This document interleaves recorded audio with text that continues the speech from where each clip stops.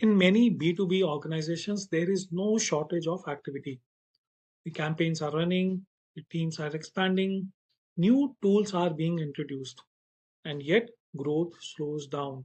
Not because people are not working, but because direction is not clear. We often use the word strategy quite loosely. In practice, it becomes a mix of campaigns, hiring, tools, and even the new initiatives. All of these are useful, but together they don't automatically form a strategy.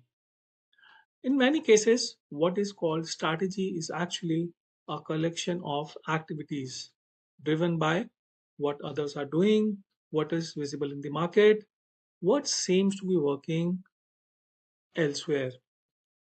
In many B2B sales insights, you will come across structured list.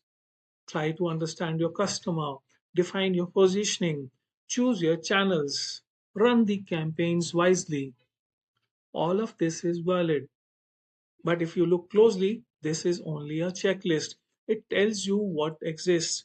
It doesn't tell you where to focus, what to prioritize, what to leave out. When everything is important, nothing is strategic. I've seen this play out very clearly across organizations. In one case, there was a clear focus on the top accounts.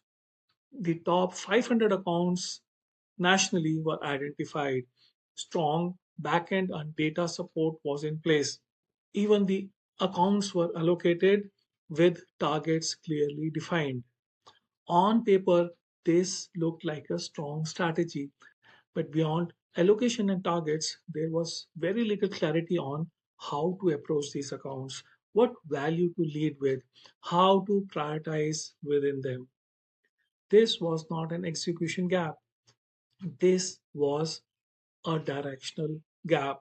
Even a strong team cannot execute clearly if the direction itself is not defined. In another organization where I worked, the approach was different. Fewer accounts were selected. There was a direct interaction with the account leadership. Product briefings were conducted.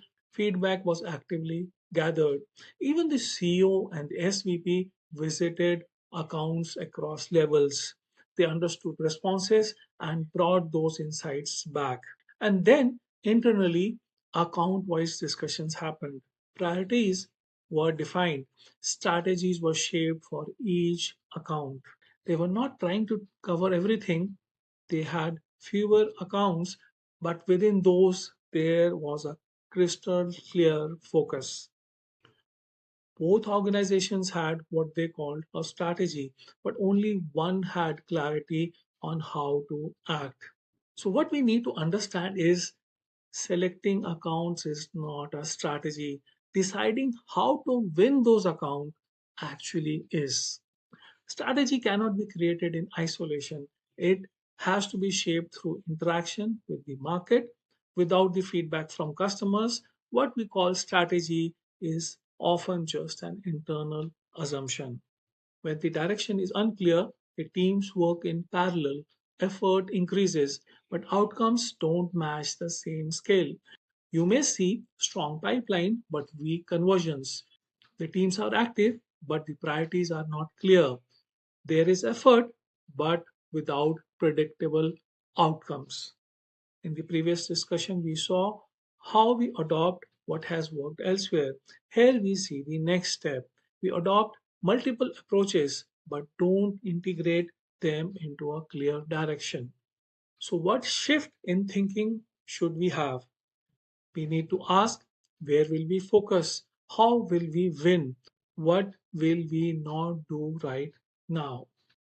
A simple way to assess this, if you ask your team, how are we planning to win our top accounts, and you get a generic answer, then you may have collection of activities, not a strategy. In B2B, growth rarely slows down because nothing is happening. It slows down because too many things are happening at the same time, and that too without a clear connection. And that is where strategy needs to become clearer.